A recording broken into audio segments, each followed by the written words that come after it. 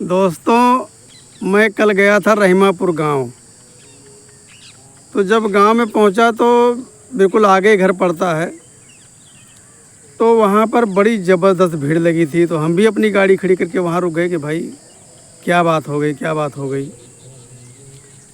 तो वहां जाकर पता लगा कि एक बहू ने अपनी बूढ़ी सास से बोला कि हमारे लड़के को बाहर घुमा लो, बाहर घुमा लो।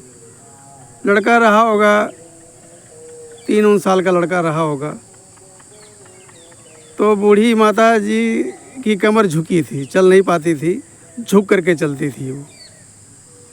तो बूढ़ी माता जी ने वो अपने पोते को पेट से चिपका करके और बाहर घुमाने के लिए लेकर निकली, और आगे जा कर के वो उनका पैर इधर उधर को स्लिप कर गया, वो गिर गई। और वो ऐसे गिरी कि वो सोची कि ये ऐसा ना कि मैं इस बच्चे के ऊपर गिर जाऊं। तो वो ऐसी गिरी कि वो पीठ की तरफ गिरी, पीठ की तरफ गिर गई। तो बच्चा जो है उनकी पेट के ऊपर ही रह गया। गिरी तो, लेकिन बच्चे को चोट नहीं लगी, बच्चा पेट के ऊपर ही रह गया। इतने में एक लड़के ने जा कर के घर में बताया कि दादी ने भैया को गिरा दिया, दादी ने भैया को गिरा दिया, दादी ने भैया को गिरा दिया।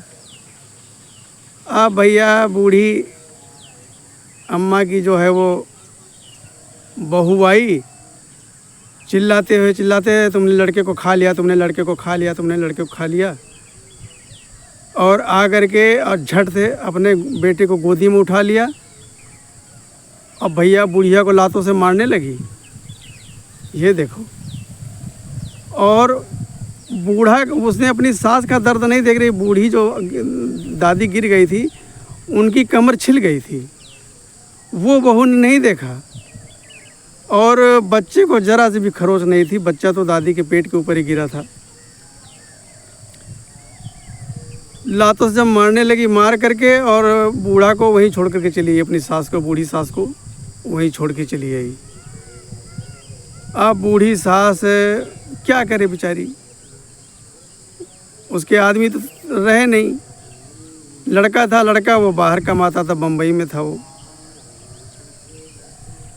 तो काफ़ी देर तक वो वहीं बैठी रोती रही। और वो एक तो वैसे उनकी कमर झुकी थी, और ऊपर से पीछे रीढ़ में जो है चोट लग गई थी, छिल गया था वो। तो काफ़ी देर बैठने के बाद 2-3 घंटे वहीं पर बैठी रही। तो एक महिला और थी, उस औरत ने बूढ़ी दादी का हाथ पकड़ करके किसी तरह से टिका करके ला करके जैसे घर के अंदर लेकर के आई है, वो बहू बोलने लगी, अब तुम्हारा इस घर में कोई गुजारा नहीं, जाओ। ये तो भगवान का शुक्र था हमारा बेटा बच गया, और नहीं तुम गिरती तो हमारा तो बच्चा मर ही जाता। अब जाओ यहाँ से, बहुत हो गया, तुम्हारा बहुत देख लिया मैंने, बहुत सेवा तुम्हारी कर ली, अब हमारे बस की सेवा करना नहीं है। वो दूसरी औरत तो समझाने लगी कि बहन देखो, इनके यहाँ खुद ही कमर में चोट लग गई है, तुम्हारा बेटा भगवान की दुआ से सकुशल है, उसको कोई खरोच नहीं आई है, जो कुछ आई है अम्मा को ही चोट लगी है। वो एक भी सुन कर के राजी नहीं, एक भी शब्द सुन कर के राजी नहीं। उसने बोला कि नहीं, हमें अब यहाँ इनको अपने घर में रखना नहीं, सीधी सी बात, अपना कहीं भी जाए कहीं भी मरे, हमें कोई देना लेना नहीं है। वो बूढ़ी अम्मा कुछ देर बैठी रही, तो वो सोचने लगी कि अब हमारा इस घर में गुजारा होना नहीं है। और वो बूढ़ी अम्मा जो है वहाँ से चुपचाप किसी तरीके से निकली, और निकल करके जब वो सड़क की तरफ बढ़ी, जा रही थी कि मैं जा कर के कहीं पर मरी जाऊंगी, जब हमारा कोई यहाँ पर कोई कदर ही नहीं है तो हम क्या करेंगे। अब हम इससे बढ़िया है कि हम जा कर के कहीं अपनी जान ही दे दें। अम्मा सड़क का रास्ता पकड़ करके कुछ दूर पर रेलवे लाइन जाती है, तो अम्मा रेलवे लाइन की तरफ ही बढ़ रही थी। और उधर से उनका बेटा जो है बम्बई से, संयोग देखो कि उनका बेटा बम्बई से ट्रेन से उतरा ही था, और उसी रास्ते से उनका बेटा भी अपना बैग टांग करके और आ रहा था। तो रास्तों में दोनों की मुलाकात हो गई, माँ बेटे की। तो बेटे ने पूछा अम्मा कहाँ जा रही हो? तो अम्मा रोने लगी कि भैया अब हमारा घर में गुजारा नहीं है, हमको घर से निकाल दिया है। और पूरी कहानी बताई कि ऐसी सी बात हो गई थी और मेरा पैर फिसल गया और भैया को लेकर के मैं गिर गई और भैया को मैंने बहुत बचाया। भैया मेरे पेट के ऊपर रहा और भैया को चोट नहीं लगी, हमें थोड़ी सी पीठ में हल्की सी खरोच लग गई है। तो आपकी बहू ने मुझको मारा भी और घर से भगा दिया कि हमारा गुजारा नहीं है और तुम इस घर में रहोगी तो हमारे बेटे को खा जाओगी। बेटा समझदार था। बेटा ने अपनी अम्मा का हाथ पकड़ा और धीरे धीरे धीरे धीरे धीरे धीरे टिका करके अपने घर में आया और बोला अम्मा पहले तुम अंदर जाओ, घर के अंदर पहले तुम ही जाओ। बेटा बाहर खड़ा हो गया और माताजी घर के अंदर। वो जो बहू थी वो बर्तन साफ कर रही थी। उसने पीछे मुड़ के देखा और बोला तू फिर आ गई मरने यहाँ, तू फिर आ गई मरने यहाँ। उसने जूठा हाथ, जो बर्तन का काला काला हाथ था, वही लेकर के माताजी के गाल पर 3-4 थप्पड़ जड़ दिए। इतने में बेटा भी अंदर आ गया। उसने बोला कि ये क्या कर रही हो? वो बोलने लगी ये बुढ़िया ने हमारा बेटा खा लिया था तो भगवान का दुआ था मेरा बेटा बच गया, कल मेरे बेटे को गिरा दिया था इसने। तो बेटे ने कहा कि चलो कोई बात नहीं, ऐसा करो चलो ससुराल घूम कर आते हैं। तो वो बोली कि अभी भी तो आए हो, नाश्ता पानी कर लो। कहते नाश्ता पानी अब ससुराल में करेंगे, चलो ससुराल घूम कर आते हैं, काफ़ी दिन हो गए हम ससुराल गए भी नहीं हैं। तो उसने अपनी औरत को तैयार कराया और तैयार करा करके वो अपने ससुराल की तरफ रवाना हो गया। तो रास्ते में बाज़ार पड़ी तो उसकी औरत ने बोला कुछ मीठा उठा ले लो, इतने दिन बाद चल रहे हैं, वहाँ छोटे छोटे बच्चे दौड़ेंगे कि फूफा है फूफा है। तो बोला फूफा वहाँ मीठा मंगवा लेंगे किसी से, घर चलो।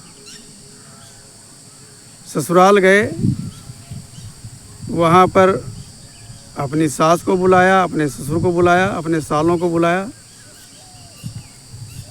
और उनको बोला कि जब तक हमारी माँ जिंदा है, जब तक हमारी माँ हमारे घर में ज़िंदा है, तुम्हारी लड़की की ज़रूरत हमारे घर में नहीं है।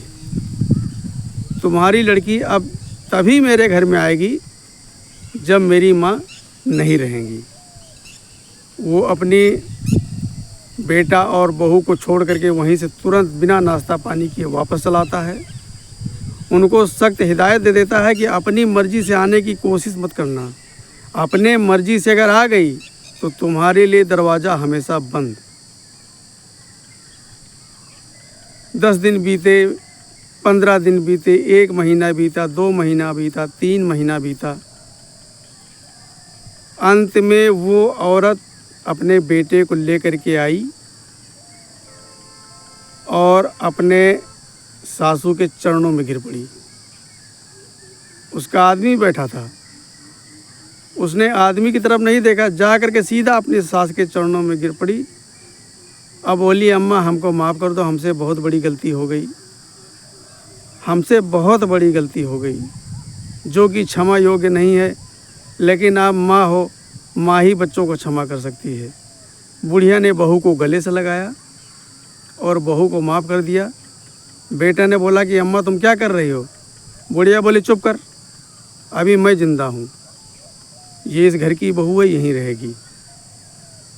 ये होता है माँ का दिल।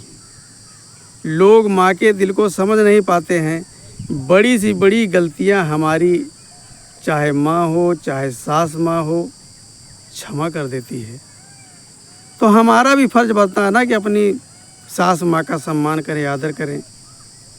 और बच्चा गिर गया था तो कोई जानबूझ करके तो नहीं गिराया था, कोई जानबूझ करके बच्चे को गिराता है क्या? सोचो किसी दूसरे का बच्चा अगर तुम्हारे हाथ से उसको ज़रा सी खरोच लग जाती है तो वो आदमी स्वयं शर्मिंदा हो जाता है कि अगला सोचेगा तो क्या कहेगा, और वो तो उसका खुद का पोता था। तो उस माँ ने माफ़ कर दिया और प्रेम पूर्वक रहने लगे। तो ये सूझबूझ थी बेटे की। अगर बेटा समझदार ना होता तो उस माँ का क्या होता? आज वो दर दर ठोकरें खाती होती या ट्रेन में जाकर कट गई होती। इसलिए आप सभी से गुजारिश है कि अपनी माँ का सम्मान करो, अपनी औरत का भी सम्मान करो, बच्चों का भी सम्मान करो, लेकिन सर्वोपरि माँ को रखो। जय श्री राम।